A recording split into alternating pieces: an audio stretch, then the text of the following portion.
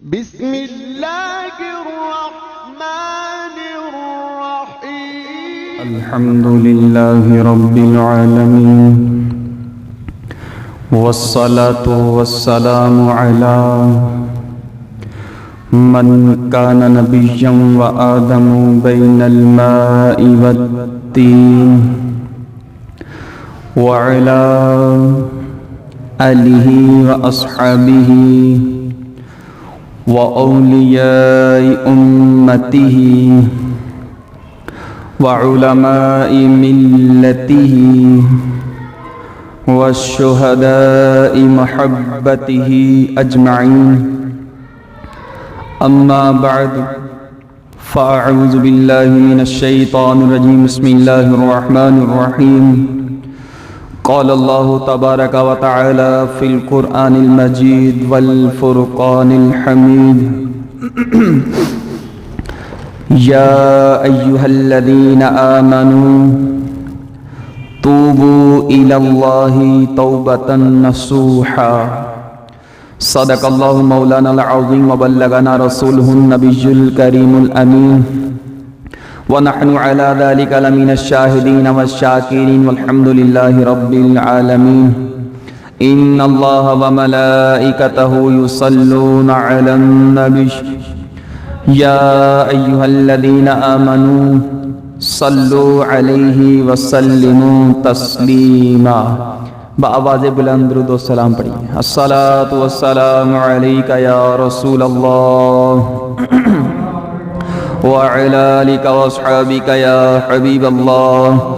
الصلاة والسلام عليك يا نبي الله وعلى آلك وأصحابك يا نور الله بلغ العلا بكماله كشف الدجى بجماله حسنت جميع خصاله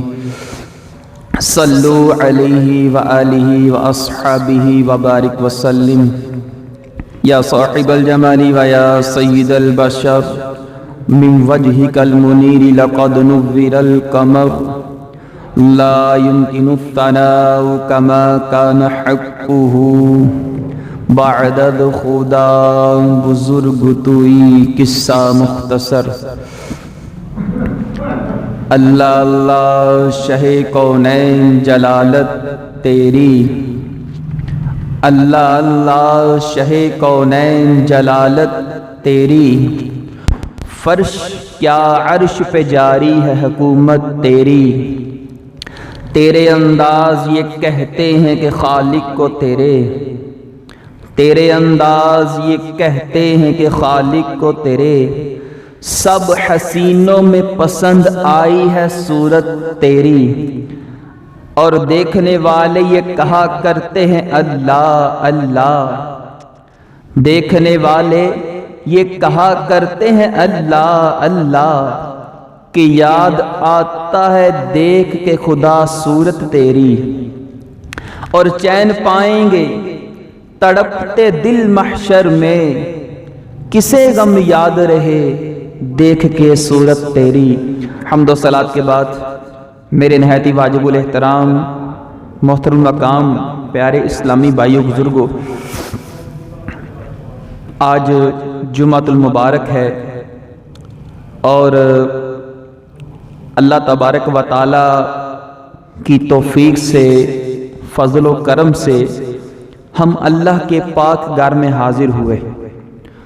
دعا ہے کہ مالک کائنات رب العالمین مجھے حق گوئی کی توفیق عطا فرمائے اور آپ سب کو حق سن کے سمجھ کے یاد رکھ کے اس پر عمل کرنے کی توفیق عطا فرمائے اللہ تبارک و تعالیٰ نے اپنے مبارک کلام قرآن کریم کے اندر ارشاد فرمایا پارہ نمبر 28 ہے سورہ تحریم کی آیت کریمہ ہے رب تعالیٰ ارشاد فرماتا ہے یا ایھا الذین آمنوا توبوا الی اللہ توبۃ نصوحا کہ اے ایمان والو اللہ کی طرف توبہ کرو اور ایسی توبہ جو آگے کو نصیحت ہو جائے آپ پورا قرآن کریم پڑھ کے دیکھ لیں اللہ تبارک و تعالیٰ نے قرآن کریم میں مشرکوں سے خطاب کیا، منافقوں سے خطاب کیا، یہود و نصارہ کا تذکرہ ہوا، لیکن اللہ تبارک و تعالی نے جب بھی اپنے انعام و اکرام کی بارشوں کا تذکرہ فرمایا اور جس مخلوق کو مالک کائنات نے نوازنے کے لیے قرآن میں خطاب کیا وہ ایمان والوں کی ذات ہے. جیسا کہ اللہ تبارک و تعالی نے حج کا ذکر کیا، رب تعالی نے زکوٰۃ کا ذکر کیا، قربانی کا ذکر کیا، نمازوں کا ذکر کیا، روزے رکھنے کا ذکر کیا، والدین کی خدمت کا ذکر کیا، صدقہ و خیرات کرنے کا ذکر کیا، اپنے انبیاء علیہ الصلوۃ والسلام کی تعظیم کا حکم دیا، اور اسی کے ساتھ ساتھ توبہ کرنے کا جب رب تعالیٰ نے تذکرہ قرآن میں کیا تو ان ساری باتوں میں جس مخلوق کا تذکرہ ملتا ہے مخلوق انسانیت میں سے، وہ مخلوق ایمان والوں کی ذات ہے. ایمان والے اللہ تبارک و تعالیٰ کی بارگاہ میں بہت زیادہ مقام و مرتبہ رکھتے ہیں. آئیے پہلے یہ سنتے ہیں کہ ایمان والا کون ہے، پھر اپنے موضوع کی طرف چلتا ہوں کہ توبہ کا ذکر میں نے آپ کے سامنے عرض کیا ہے. بخاری شریف کے اندر محمد بن اسماعیل بخاری رحمۃ اللہ علیہ، یہ امام بخاری کا نام میں نے آپ کے سامنے عرض کیا. آپ کتاب الایمان کو جب لکھتے ہیں تو بہت ساری آپ نے وضاحت بیان فرمائی، لیکن میں مختصر اور جامع آپ کے سامنے کچھ معروضات پیش کرتا ہوں. ایمان والا کون ہے؟ کیا ایمان والا وہ ہے کہ جس نے لا الہ الا اللہ محمد رسول اللہ کلمہ پڑھ لیا، یا فقط ایمان والا وہ ہے کہ جو مسلمانوں کے گھر میں آ گیا، یا ایمان والا وہ ہے جو بہت زیادہ اللہ کو یاد کرتا ہے، قرآن پڑھتا ہے، حدیث پڑھتا ہے، اللہ کا ذکر کرتا ہے. کیا ایسا بندہ ایمان والا ہو سکتا ہے؟ نہیں. یہ ساری چیزیں ایمان کے تحت ہیں کہ جو ایمان والا ہوگا وہ اس طرح کرے گا. ایمان کی ڈیفینیشن ایک الگ چیز ہے. کیا ہے؟ سنیے ذرا. ایمان والا وہ ہے کہ میرے آقا کریم صلی اللہ علیہ وسلم نے بڑے پیارے انداز میں ارشاد فرمایا، بخاری کا حدیث پاک آپ کے سامنے پڑھنے کی کوشش کرتا ہوں. فرمایا لا یؤمن احدکم حتی اکون احب الیہ من والدہ وولدہ والناس اجمعین. فرمایا ایمان والا وہ ہے کہ جو تم میں سے اپنے والدین، بہن بھائی، بیوی بچے سب سے بڑھ کے جو مجھ سے محبت کرتا ہے. کامل محبت نبی علیہ الصلوۃ والسلام کی جس انسان میں ہوگی وہ انسان ایمان والا ہوگا. اب جو ایمان والا ہے وہ اللہ کے خوف سے ڈرے گا، اللہ کی بندگی کو بجا لائے گا، 5 وقت کی نماز پڑھے گا، اللہ تبارک و تعالیٰ کے عطا کردہ احکامات پر عمل کرنے کی کوشش کرے گا. لیکن اس کے برعکس ایمان والے ہمارے مسلمانوں میں ہیں، لیکن ایمان ہونے کے ساتھ ساتھ ہم عملی میدان میں بڑے تھوڑے نظر آتے ہیں. تو ایسا نہیں کہا جائے گا کہ جو نمازیں اب نہیں پڑھتا، نیک کاموں میں سستی کرتا ہے، پابندی نہیں کرتا، تو گویا کہ وہ ایمان والا ہی نہیں، بلکہ نہیں، ایسا نہیں کہا جائے گا. ہاں یہ بالکل پکی اور سچی حقیقت ہے کہ جو ایمان والا ہوگا وہ اس طرح کرے گا. لیکن امام بخاری رحمۃ اللہ علیہ نے بخاری شریف کے اندر لکھا ہے کہ یہ ساری چیزیں نیک اعمال کرنا، اللہ کا ذکر کرنا، صدقہ و خیرات کرنا ایمان کی پختگی کا سبب ہے. بندہ جتنا اللہ کی یاد کرتا ہے، اللہ کے نبی کو یاد کرتا ہے، شریعت کے دائرے میں رہ کے نیک اعمال کرتا ہے، اتنا ہی اس بندے کا ایمان مضبوط ہوتا چلا جاتا ہے. اب آئیے آگے چلتے ہیں. اللہ تبارک و تعالیٰ نے ایمان کا ذکر کر کے آگے کیا فرمایا کہ یا ایھا الذین آمنو، اے ایمان والو، توبو الی اللہ، اللہ کی طرف توبہ کرو، توبۃ نصوحا، اور ایسی توبہ جو آگے کو نصیحت ہو جائے. آپ نے توبہ کا ذکر پہلے بھی سنا ہوگا، یقیناً جب بھی آپ محفل میں جو ہے شرکت کرتے ہوں گے یا کسی دینی ماحول میں آپ بیٹھتے ہوں گے تو آپ کو توبہ کے متعلق معلومات ملتی ہوگی، لیکن توبہ نصوح شاید آج ہمارے سامنے ایک نیا لفظ جو ہے وہ ذکر کیا گیا۔ تو آئیے سنیے ذرا کہ توبہ نصوح کیا ہے، کون سی ایسی توبہ ہوگی جس کو توبہ نصوح کہا جائے گا۔ تفسیر صراط الجنان، تفسیر خزائن العرفان، تفسیر خازن اور تفسیر مدارک کے اندر مفسرین کرام نے اس آیت کریمہ کے تحت کچھ یوں لکھا ہے کہ حضرت عمر فاروق اعظم رضی اللہ تعالیٰ عنہ آپ سے پوچھا گیا کہ توبہ نصوح کیا ہے، آپ نے فرمایا کہ جس طرح حلال جانور کا دودھ تھن سے دھویا جاتا ہے،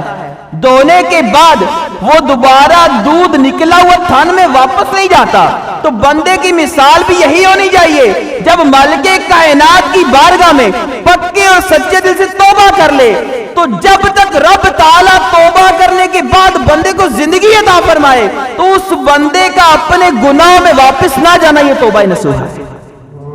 تو پتہ کیا چلا، ہم توبہ تو کرتے ہیں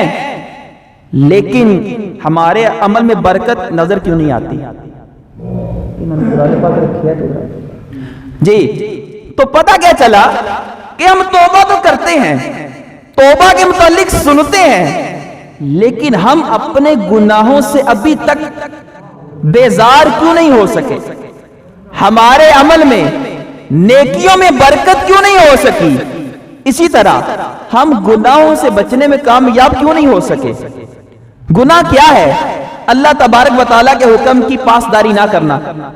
ٹھیک ہے، اور اس چیز کی پیروی کرنا کہ جس چیز سے اللہ تبارک و تعالیٰ نے، جس کام سے رب تعالیٰ نے بچنے کا ہمیں حکم دیا ہے، جیسا کہ میوزک سننا گناہ ہے، اسی طرح شراب پینا گناہ ہے۔ اب جیسا کہ انگریزی سال کا آغاز ہونے والا ہے چند دن بعد، یہ ہمارے معاشرے میں ایک رسم عام ہے، جب بھی انگریزی سال کا آغاز ہوتا ہے ہمارے مسلمان بھائی شراب کی کافی ساری مقدار میں شراب پی جاتی ہے، زناکاری کی جاتی ہے، اور اللہ تبارک و تعالیٰ کی نافرمانی میں مبتلا ہو کے رات کو گزارا جاتا ہے۔ تو کیا اللہ تبارک و تعالیٰ نے جو ہم پر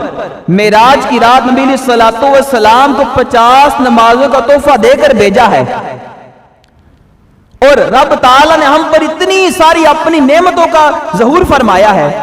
مختصر عرض کرتا ہوں کہ پورے کا پورا ہمارا جسم سلامت ہونا اللہ تبارک و تعالیٰ کی سب سے بڑی نعمت ہے۔ اگر آپ نے اس کا تقابل کرنا ہے تو پھر آپ روڈ پر نکلیں، ان بیچارے افراد کو دیکھیں کہ جن کو اللہ تبارک و تعالیٰ نے آنکھوں کا نور نہیں دیا، آپ ان کو دیکھیں کہ جن کو رب تعالیٰ نے کان کی سماعت نہیں دی، اس فرد کو دیکھیں کہ جس کو رب تعالیٰ نے بولنے والی زبان کی طاقت نہیں دی۔ اور اسی کے ساتھ ساتھ اگر ہم آگے چلیں، عیدی سینٹر ہمارے گجرات میں موجود ہے، اولڈ ہاؤس بھی ہمارے شہر میں موجود ہیں۔ اگر آپ نے مزید اپنے آپ کو جھنجھوڑنا ہو اور اللہ تبارک و تعالیٰ کی بارگاہ میں جھکانا ہو کہ ہم کتنا ذرا غفلت میں پڑے جا رہے ہیں، تو آپ ان اداروں کا جا کے ذرا وزٹ کریں، آپ خود ہی پتہ چل جائے گا کہ ایک بندے کا تندرست ہونا اللہ تبارک و تعالیٰ کی کتنی بڑی نعمت ہے۔ تو یار جس طرح رب تعالیٰ نے مجھے اتنی زیادہ نعمتوں سے نوازا ہے اور میں اتنا ہی زیادہ اللہ تعالیٰ کی نافرمانی میں مبتلا ہوں، تو یہ رب کا بہت بڑا ہم پر احسان نہیں ہے کہ جس مالک نے بغیر کسی اجرت کے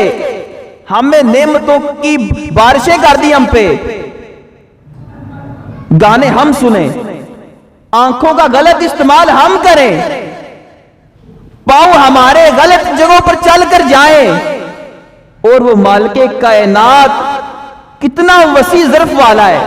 کتنی اللہ تبارک و تعالیٰ کی جو ہے ہم پر کرم نوازی ہے کہ اگر ہم آج دنیا کا کوئی ایسا مالک مل جائے جس کے ہم ماتحت رہ کے کام کرتے ہیں، ماشاءاللہ تاجر حضرات بھی بیٹھے ہیں، فیکٹریوں کے مالک بھی بیٹھے ہیں، دکاندار حضرات بھی بیٹھے ہیں، تو اگر ہم کسی مزدور کو اپنے پاس رکھتے ہیں، جب تک وہ ہماری مرضی کے مطابق کام نہیں کرتا اس وقت تک یقیناً ہم اس کو اس کی مزدوری نہیں دیتے، اور ہمارے برداشت کرنے کی طاقت 1 دن 2 دن یا کچھ دن ہوگی، اس کے بعد اس کو نکال دیا جائے گا، اگلے کو لایا جائے گا۔ لیکن مالک کائنات کی ذات کیسی ذات ہے، رمضان کے روزے ہم نہیں رکھتے، نمازیں ہم نہیں پڑھتے، اپنے کانوں کو غلط آواز سے ہم نہیں بچاتے، اپنی زبان کا غلط استعمال کرنے سے ہم نہیں بچتے، لیکن مالک کائنات پھر بھی اپنی دی ہوئی نعمتوں کو ضائع نہیں کر رہا۔ تو یار اللہ کا شکر ادا تو ہمیں کرنا چاہیے نا۔ تو آئیے توبہ کے متعلق قرآن کریم میں ذکر ہوا، اب توبہ پتہ چلا کہ ایمان والے نے کرنی ہے۔ یہ سیدھی سی بات ہمیں سمجھ میں آ گئی کہ رب تعالیٰ نے توبہ کرنے کا حکم ایمان والوں کو دیا، اب جو ایمان والا ہے اس کو توبہ کرنی چاہیے۔ آئیے ذرا سنتے ہیں کہ بڑے سے بڑے گناہگار رب تعالیٰ کی بارگاہ میں آتے ہیں، مالک کائنات ان کو محروم نہیں کرتا۔ سیاست تک یہ حدیث پاک ہے، ایک بندہ تھا، اس نے 99 قتل کیے تھے، بڑا مشہور اور معروف واقعہ ہے، لیکن میں خود پڑھ کے آیا ہوں، میں نے سن کے آپ کے سامنے بیان نہیں کر رہا بلکہ میں پڑھ کے آیا ہوں خود۔ تو 99 قتل کر دیے، اس کے دل میں خیال آیا میں اللہ کی بارگاہ میں توبہ کروں، شاید کہ مالک کائنات میری آرزو قبول فرما لے اور مجھے بخش دے۔ اور یہ بات یاد رکھیں کہ ایک انسان کو جان بوجھ کے قتل کرنا کبیرہ گناہوں میں سے، اور حقوق العباد کا معاملہ ہے، جب تک اس کے لواحقین اس بندے کو معاف نہ کریں قاتل کو، اس وقت تک رب تعالیٰ کی بارگاہ سے بھی معافی کی صورت نہیں بنتی، کیونکہ حقوق اللہ جو ہیں، جو اللہ تعالیٰ کے حق ہیں ہم پر، اگر ہم ان کو ادا کرنے میں سستی کرتے ہیں، نہیں ادا کرتے، تو یہ اللہ کی شان ہے کہ ہمیں معاف کر دے۔ لیکن جو حقوق العباد ہیں، کسی کی حق تلفی کی ہے، کسی کا حق ہم نے مارا ہے، تو جب تک وہ بندہ دنیا میں معاف نہیں کرے گا اس وقت تک قیامت والے دن بھی معافی نہیں ہوگی۔ تو 99 قتل کر کے اس کے دل میں خیال آیا کہ یار میں اللہ کی بارگاہ میں توبہ کرنا چاہتا ہوں۔ اس نے ایک عیسائی عالم سے ملاقات کی، کہنے لگا کہ حضور میں اللہ کی بارگاہ میں توبہ کرنا چاہتا ہوں، میری توبہ قبول ہے؟ اس نے کہا کہ 99 قتل کر کے اب تو توبہ کرنے آیا ہے تو تیری توبہ نہیں قبول ہو سکتی، ایک قتل کرنا اتنا گناہ ہے تو نے تو 99 قتل کر دیے ہیں۔ اب وہ دل میں سوچا کہ یار میں تو اس سے اس لیے ملاقات کی کہ مجھے یہ طریقہ بتائے گا توبہ کیسے کی جاتی ہے، اس نے الٹی کہانی مجھے سنا دی۔ اب اس 99 قتل کرنے والے نے اس کو بھی قتل کر دیا، 100 انسانوں کو قتل کر دیا، پھر اللہ کی بارگاہ میں جھکنے کے لیے حاضر ہوا۔ ایک مسلمان عالم سے اس کی ملاقات ہوتی ہے، کہنے لگا حضور میں بڑا گناہگار ہوں، 100 بندے قتل کر دیے، لیکن میں نے یہ فرمان سنا ہے کہ مالک کائنات اپنے بندوں پر بڑا غفور رحیم ہے، جب اس کی مخلوق اپنی ذات پر ظلم کر لے، گناہ کر لے، اللہ کی نافرمانی میں مبتلا ہو جائے، لیکن پھر بھی اللہ کی بارگاہ میں آ جائے، تو مالک کائنات اتنا رحمان و رحیم ہے، غفور رحیم ہے کہ رب تعالی رب ہونے کے ناطے اپنی مخلوق کو معاف کر دیتا ہے۔ اب یہ بتائیں میں توبہ کرنا چاہتا ہوں تو اس کا طریقہ کیا ہے؟ کیا میری توبہ قبول ہو سکتی ہے؟ اگر ہو سکتی ہے تو کس طرح میں توبہ کروں؟ مجھے ذرا ذریعہ تو بتا دیں کس طرح توبہ کی جا سکتی ہے۔ انہوں نے کہا ہاں تیری توبہ قبول ہو سکتی ہے۔ فرماتے ہیں، اور یہ حدیث کریمہ ابن ماجہ شریف میں بھی لکھی ہوئی ہے، اور فرماتے ہیں کہ اس طرف چلا جا، انہوں نے اشارہ کیا ہاتھ کا کہ کچھ بندے اللہ کی بارگاہ میں جمع ہو کے گریہ وزاری کر رہے ہیں، تو بھی چلا جا ان کے ساتھ شامل ہو جا، یقیناً مالک کائنات تیری توبہ قبول فرمائے گا۔ اور اپنے پچھلی جانب نہیں جانا، اس لیے کہ تو پہلے ان لوگوں میں تھا جو اللہ کی نافرمانی میں مبتلا تھے، تو تب تجھ سے یہ برے اعمال ہوئے، لہذا اب تم نے ان کی طرف جانا ہے جو نیک لوگ اللہ کی بارگاہ میں گریہ وزاری کر رہے ہیں۔ اب بڑی توجہ طلب بات میں آپ کے سامنے رکھنے جا رہا ہوں. اب چند قدم چلا، موت غالب آ گئی، فوت ہو گیا بندہ. اب آپ ذرا غور کریں، وہ بندہ تو توبہ کرنا چاہتا تھا، ابھی تو توبہ کی نہیں، ارادہ کیا ہے اور توبہ کرنے کے لیے چلا ہے، موت غالب آ گئی. میں جب جنتی فرشتے اور جہنمی فرشتے بولوں گا تو اس کا مطلب یہ ہوگا کہ جن کی ذمہ داری جنت میں لے کر جانا ہے وہ جنتی فرشتے، جن کی ذمہ داری جہنم میں لے کر جانا ہے لوگوں کو وہ جہنمی فرشتے. ٹھیک ہے، اس سے مراد یہ ہوگا جنتی اور جہنمی فرشتے دونوں آ گئے. جنتی فرشتے کہنے لگے یہ بندہ جنت میں جائے گا، جہنمی فرشتے آ گئے کہنے لگے یہ بندہ جہنم میں جائے گا. آپس میں اصرار کیا جا رہا ہے، تکرار ہو رہا ہے. اتنے میں ایک نے دوسرے سے سوال کیا، جیسا کہ جنتی فرشتوں نے جہنمی فرشتوں سے پوچھا آپ اس کو جہنم میں کیوں لے کر جا رہے ہیں؟ تو وہ کہنے لگے اس کے نامہ اعمال میں کوئی نیکی ہے ہی نہیں. تو جب بندہ گناہگار ہوگا، اللہ کی بارگاہ میں نافرمان لکھا جائے گا، تو یہ انڈرسٹوڈ بات ہے، وہ بندہ جہنم میں جائے گا نا. اس لیے ہم اس فرد واحد کو جہنم میں لے کر جانا چاہتے ہیں. اتنے میں جنتیوں سے سوال کیا گیا کہ آپ اس بندے کو جنت میں کیوں لے کر جانا چاہتے ہیں؟ انہوں نے جواب دیا جب بندے کے نامہ اعمال میں کوئی گناہ نہ ہو، مالک کائنات اپنے فضل سے نیکیوں کے سبب اس بندے کو جنت میں داخل فرماتا ہے نا، اس لیے ہم اس بندے کو جنت میں لے کر جانا چاہتے ہیں. اب بڑی عجیب و غریب بات ہو رہی ہے، ایک بندہ ہے، گناہگار ہے، توبہ کے ارادے سے چلا ہے، توبہ کی نہیں، جب وفات ہو گئی ہے، جنت کی طرف بھی صدا آ رہی ہے، جہنم کی طرف بھی صدا آ رہی ہے. اتنے میں مالک کائنات کی طرف سے وحی آتی ہے، فرمایا میرے ملائکہ زمین کی پیمائش کر لو، اگر تو یہ بندہ جو گناہگار ہے نیک لوگوں کی طرف چلا تھا،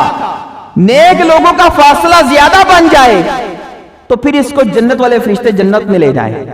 کیوں؟ اس لیے قریب تھا کہ اس کو موت نہ آتی اور یہ بندہ جنت یعنی نیک لوگوں کے ساتھ مل کے اللہ کی بارگاہ میں توبہ کرنے میں کامیاب ہو جاتا تو اس کو بخش دیا جاتا. لہذا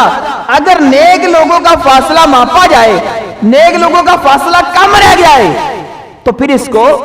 جنتی فرشتے جنت میں لے جائیں. اور اگر اس کا نیک لوگوں کی طرف سے فاصلہ بھی زیادہ ہے، ابھی تھوڑا چلا ہے، اور برے لوگوں کی طرف سے فاصلہ کم ہے تو پھر اس کو جہنم میں لے کر جایا جائے. کیوں؟ اس لیے کہ ابھی چلا ہی ہے، تو پھر اس میں احتمال والی بات ہے، ہو سکتا ہے یہ رستے میں سے واپس آ جاتا، توبہ کرتا ہی نہ، اس کا دل جو ہے وہ پھر جاتا. پہلے تو نیکی کی طرف مائل ہوا اس کا دل، لیکن ممکن ہے کہ دوبارہ جب اس نے تربیت لی، مشورہ لیا، نیک لوگوں کی طرف چلا ہے. اس کو آپ نے بھی دیکھا ہوگا، بعض اوقات کوئی سائل ہمارے گھر پہ آتا ہے یا ویسے باہر ملاقات کرتا ہے اور ہماری طبیعت میں آتا ہے کہ یار ہم اس بندے کو کچھ دینا چاہتے ہیں. اتنے میں ایسی طبیعت بدل جاتی ہے، ہم کہتے ہیں اس کو ہم نے نہیں دینا. تو مالک کائنات کی ذات ارشاد فرما رہی ہے کہ نیک لوگوں کی طرف اس کی پیمائش کی جائے. جب پہلی بار پیمائش کی گئی تو نیک لوگوں کی طرف سے فاصلہ بھی زیادہ تھا، جہنمی فرشتے اس بندے پہ غالب آ گئے. اتنے میں مالک کائنات نے پھر ارشاد فرمایا میرے ملائکہ ایک بار پھر زمین کی پیمائش کرو، کیونکہ رب تعالیٰ اپنے بندے سے شارک سے بھی زیادہ قریب ہے. اور جب اللہ کی ذات کسی بندے کو نوازنے پر آ جائے تو پھر اللہ تبارک و تعالیٰ کی رحمت بہانے تلاش کرتی ہے، بندہ جیسا بھی ہو، جس جگہ بھی ہو، لیکن جب رب تعالیٰ نے اس بندے کی جولی بھرنی ہے تو پھر اسباب ایک دم بن جاتے ہیں. اللہ تبارک و تعالیٰ نے دوسری مرتبہ ملائکہ کو حکم دیا، فرمایا میرے ملائکہ اس بندے کے لیے ایک بار پھر پیمائش کی جائے. جب پیمائش کی جانے لگی تو اللہ تبارک و تعالیٰ نے فرمایا زمین میرے بندے کے لیے نیک لوگوں کی طرف سے فاصلہ کم کر دے، آج یہ میرا بندہ میری بارگاہ میں جھکنے کے لیے آ گیا ہے، یہ بندہ جنت میں جانا چاہیے، جہنم میں نہیں جانا چاہیے. کیوں؟ اس پر ایک واقعہ شاہد ہے کہ ابراہیم علیہ السلام کو جب آگ میں ڈالا گیا تو رب تعالیٰ نے فرمایا اے آگ میرے ابراہیم کے لیے سلامتی والی ٹھنڈی ہو جا۔ اب آگ جب جلتی ہے گرمائش ہوتی ہے اس میں، تو رب تعالیٰ کی قدرت یہاں تک ہے، آگ کو حکم دیا جائے تو ابراہیم علیہ السلام کے لیے سلامتی والی ٹھنڈی ہو جائے۔ ادھر رب تعالیٰ زمین کو حکم فرما رہا ہے، فرمایا زمین آج میرے بندے کے لیے نیک لوگوں کا فاصلہ کم کر دے، اس بندے کو جنت میں جایا جائے گا، جہنم میں لے کر نہیں جایا جائے گا۔ جب زمین کی پیمائش کی گئی تو وہ زمین نیک لوگوں کی طرف سے سکڑ گئی، جنتی فرشتے غالب آ گئے، رب تعالیٰ نے اپنے فضل و کرم سے اس بندے کو جنت میں داخل کر دیا۔ شاعر کہتا ہے ایک گناہ میرا ماں پیو ویکھے عمری منہ نہ لاوے، لاکھ گناہ میرا مالک ویکھے پھر بھی پردے پاوے۔ یار رب تعالیٰ دیکھو کتنا قادر ہے، غفور رحیم ہے۔ اب اس بندے نے کوئی عبادتیں کی ہیں، کوئی حج کی ہیں، زکاتیں نہیں ہیں اس بندے نے، کوئی تہجد پڑھی ہے اس بندے نے، لیکن ایک کام ایسا کیا ہے جو سارے گناہ کو جس نے دھو کے رکھ دیا ہے۔ وہ کام کیا ہے؟ گناہ کرنے کے بعد بھی اللہ کی بارگاہ میں جھک گیا ہے۔ آج مجھے اور اب سب کو اللہ کی بارگاہ میں جھکنا چاہیے۔ ہم دنیا داروں کے لیے جھکتے ہیں، دنیا داروں کے پاس جا کے جھکتے ہیں۔ یار ہم غور تو کریں نا ذرا کہ جس نے ایک دنیا دار کو یہ طاقت دی ہے، مال و دولت والا بنایا ہے، تو جب ہم اس کی بارگاہ میں جھکیں گے کہ جس کے سبب سے پوری کائنات کا نظام چل رہا ہے، تو پھر کیا ہماری جولی نہیں بھرے گی؟ ہمارے پاس اللہ کی رحمت نہیں آئے گی؟ یقیناً انشاءاللہ عز و جل۔ یہ میرے پیارے میٹھے اسلامی بزرگوں، دیکھیں ہم نے توبہ کے متعلق سنا، ٹائم بہت قریب رہ گیا، 2 منٹ رہ گئے باقی۔ تو جب ہم نے توبہ کے متعلق سنا، ہمارا ذہن بنا ہوگا کہ ہم بھی اللہ کے بارے میں توبہ کرنا چاہتے ہیں۔ اور یہ بات یاد رکھیں، پوری کائنات میں پوری مخلوق پوری عمر گناہ کرتی چلی جائے، پھر بھی اللہ تبارک و تعالیٰ کی رحمت سے زیادہ کسی کے گناہ نہیں ہو سکتے۔ اللہ کی رحمت پھر بھی بہت زیادہ ہے، بہت زیادہ ہے۔ اور جب رب تعالیٰ اپنے بندے کو نوازنے پر آتا ہے تو پھر کسی چیز کی یعنی وہ پیمانہ نہیں رکھا جاتا اس کو اتنا دینا اتنا دینا، نہیں، رب تعالیٰ کی ذات وہ ذات ہے کہ کل تک جو لوگ ریڑیوں پر کام کرنے والے تھے، آج رب تعالیٰ نے ایسے لوگوں کو بڑا دنیا کا مالدار بنا دیا ہے۔ اور رب تعالیٰ کی ذات وہ ذات ہے کہ جو کل تک اپنی دولت پر بڑا ناز کرتے تھے، آج ان بیچاروں کو ریڑی پر لگانے کے لیے بھی سعادت نہیں اپنا سودا مل رہی۔ تو اللہ تعالیٰ کا شکر بھی ہمیں ادا کرنا چاہیے، اور اللہ تعالیٰ کی رضا والے کاموں میں بھی ہمیں اپنی آپ کی زندگی کو گزارنا چاہیے۔ اللہ تبارک و تعالیٰ کی بارگاہ میں دعا ہے کہ رب تعالیٰ مجھے اور آپ سب کو اپنی بندگی والے کاموں میں زندگی بسر کرنے کی توفیق عطا فرمائے، اور جو ہمارے باتقاضۂ بشریت گناہ ہو گئے، اللہ کی نافرمانی میں زندگی گزر گئی، اب ہم اللہ کی بارگاہ میں توبہ کر لیں۔ چلتی کا نام گاڑی ہے، اور سانسیں جب تک چل رہی ہوں تو وہ انسان ہے، جب سانسیں چلنا بند ہو جائیں تو اس کو مرحوم کہہ کے جو ہے وہ پکارا جاتا ہے۔ اللہ کی رضا ہے جی اللہ کا وعدہ پورا ہو گیا۔ تو جب رب تعالیٰ کا وعدہ پورا ہونا ہے، اس سے پہلے ہم اللہ کی بارگاہ میں توبہ کر لیں، انشاءاللہ عز و جل مرتے وقت بھی آسانی ہو جائے گی، اور مرنے کے بعد انشاءاللہ قبر ہماری روشن ہو جائے گی۔ اللہ تبارک و تعالیٰ ہم سب کو عمل کرنے کی توفیق عطا فرمائے۔